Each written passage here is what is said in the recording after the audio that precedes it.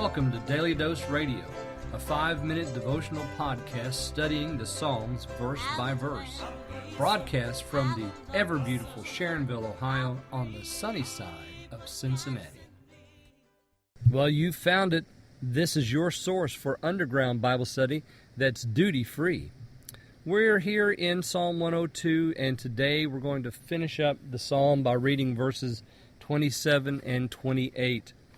27 and 28 come to the end, and we find out that this portion of the Psalter, of this particular psalm, Psalm 102, is found in the New Testament. Let me read 27 and 28. But thou art the same, and thy years shall have no end. The children of thy servant shall continue, and their seed shall be established before thee. Now, as I said, this comes over into the New Testament. I think I teased you with that at the beginning of the week. And actually, verses 25, which we called yesterday Creation 101, 26 and 27 are used in the New Testament, quoted by the Apostle Paul in the New Testament in the book of Hebrews. And if I can get my Bible open here to Hebrews chapter 1, and let me read for you verses 10 and following.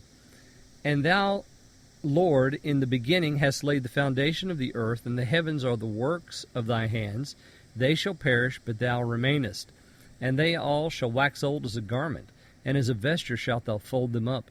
But to which of the angels said he at any time, Sit on my right hand until I make thine enemies thy footstool? Paul in Hebrews chapter 1 is making a distinction between the Son and angels.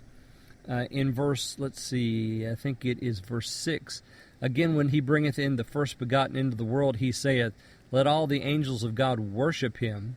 And of the angels he saith, Who maketh his angels spirits, and his ministers a flame of fire. But unto the Son he saith, Thy throne, O God, is for ever and ever. A scepter of righteousness is the scepter of thy kingdom. Thou hast loved righteousness and hated iniquity.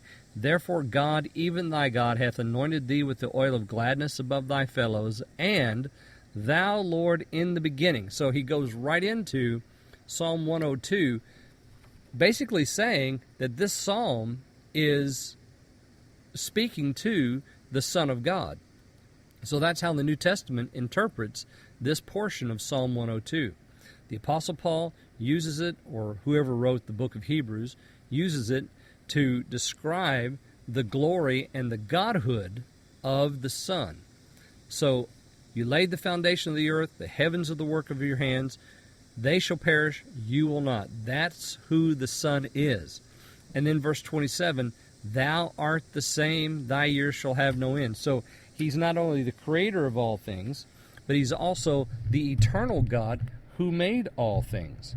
So this is who the Son of God is, and it's Psalm 102 has the privilege of being the passage that is being used to help make that argument.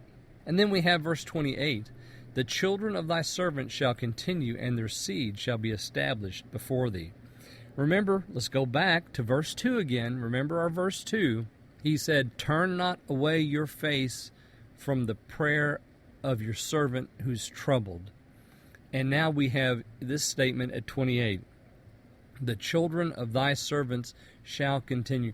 Remember how he despaired of life because he was so destroyed, how he was so afflicted, how he was so downcast, he was alone, all by himself, just like that dove on the rooftop.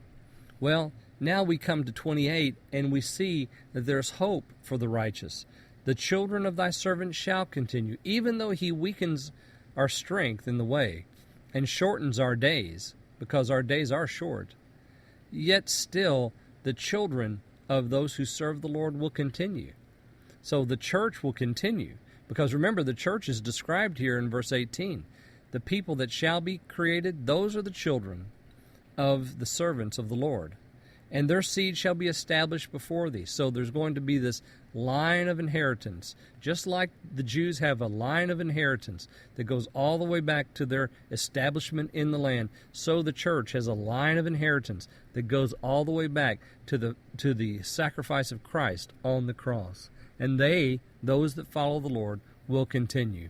Okay, well, join me next week, and don't miss next week and the week after, because we're going to do Psalm 103, and it's powerful. You do not want to miss out on those lessons. Join me then on Daily Dose Radio. Thanks for listening to Daily Dose Radio. I'm David Smith. The music today has been performed by the Bluegrass Experiment.